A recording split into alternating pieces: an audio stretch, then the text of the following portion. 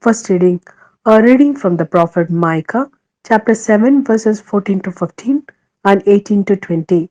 With shepherds, crook lead your people to pasture, the flock that is your heritage.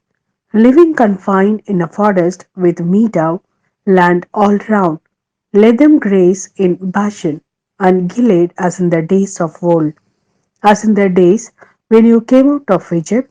Grant us to see wonders.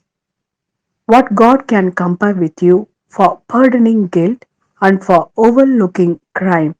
He does not harbor anger forever, since he delights in showing faithful love.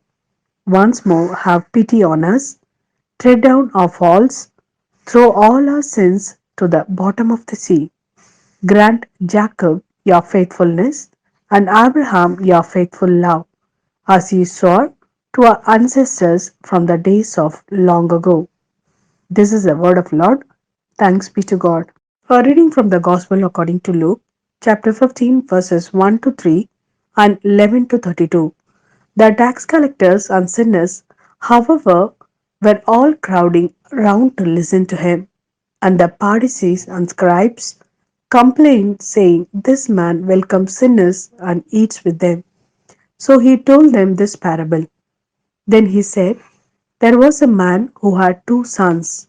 The younger one said to his father, "Father, let me have the share of the estate that will come to me."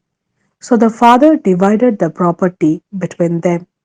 A few days later, the younger son got together everything he had and left for a distant country where he squandered his money on a life of debauchery.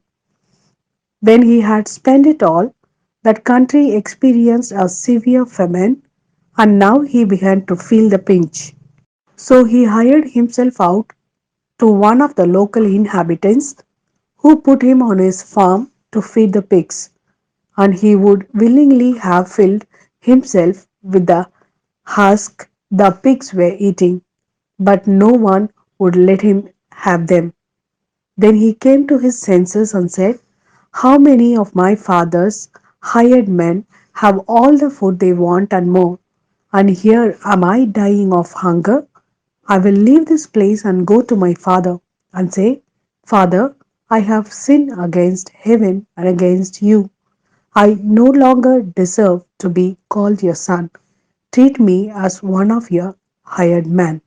So he left the place and went back to his father. While he was still a long way off, his father saw him and was moved with pity.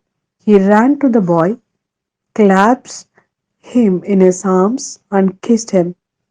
Then his son said, "Father, I have sinned against heaven and against you. I no longer deserve to be called your son." But the father said to his servants, "Quick, bring out the best robe and put it on him. Put a ring on his finger and sandals on his feet. Bring the calf we have been fattening and kill it. We will celebrate by having a feast. Because this son of mine was dead and has come back to life. He was lost and is found." And they began to celebrate. Now the elder son was out in the fields, and on his way back, as he drew near the house, he could hear music and dancing. Calling one of the servants, he asked what it was all about. The servant told him, "Your brother has come, and your father has killed the calf we had been fattening, because he has got him back safe and sound." He was angry then and refused to go in, and his father came out and began to urge him to come in.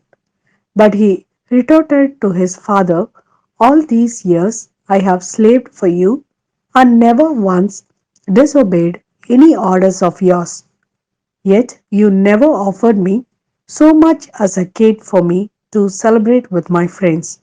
But for this son of yours, when he comes back after swallowing up your property, he and his loose wife, you killed the calf we had been fattening." The father said, "My son, you are with me always, and all I have is yours. But for this son of yours, When he comes back after swallowing up your property, he and his loose woman, you killed the calf we had been fattening. The father said, my son, you are with me always, and all I have is yours. But it was only right we should celebrate and rejoice, because your father here was dead and has come to life. He was lost and is found.